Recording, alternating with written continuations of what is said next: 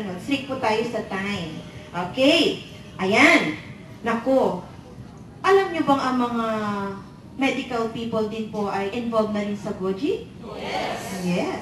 Ang tatawagin ko po ay isang doktor. She is from Santa Rosa.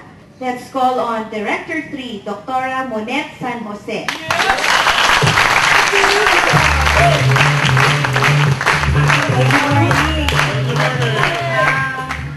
Kagaya po ng sinasabi ko sa una kong aking pagte-testimony sa inyo, ayoko na magsalita kasi gusto ko makita nyo na lang ako ngayon.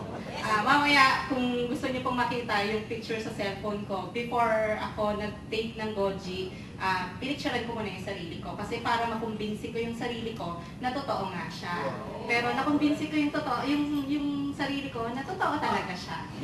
Kasi 2 years ago, I was suffering from grade styrotoxicosis. Meaning, meron po akong toxic goiter.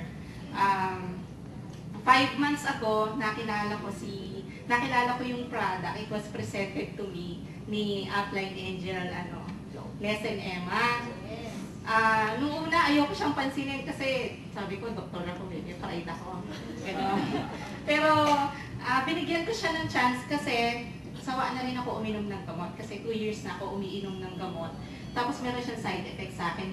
Nagkaroon ako kasi ang tinitake ko ng gamot is hormonal, parang pang-balance ng hormone kasi yung i-balance na yung hormone ko kasi meron niya akong yung T3, T4 mataas, TSH mababa. Sabi ng doktor, inumin mo yan, tapos babalik ka, inumin mo yan, gano'n. Nasawa na ako, sabi ko iba naman.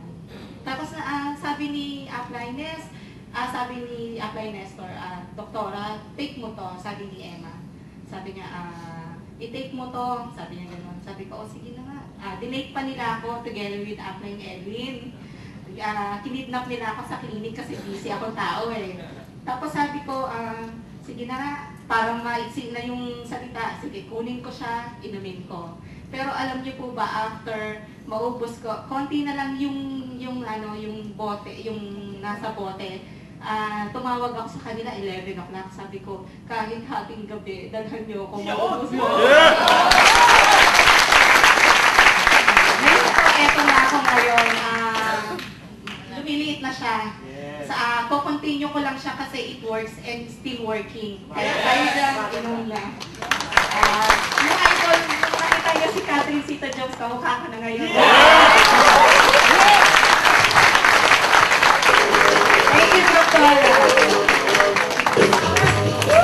Power yun Ako, gusto nyo maging kamukha din ng artista, aba, mahuhuli ba kayo? Pang Hollywood lang.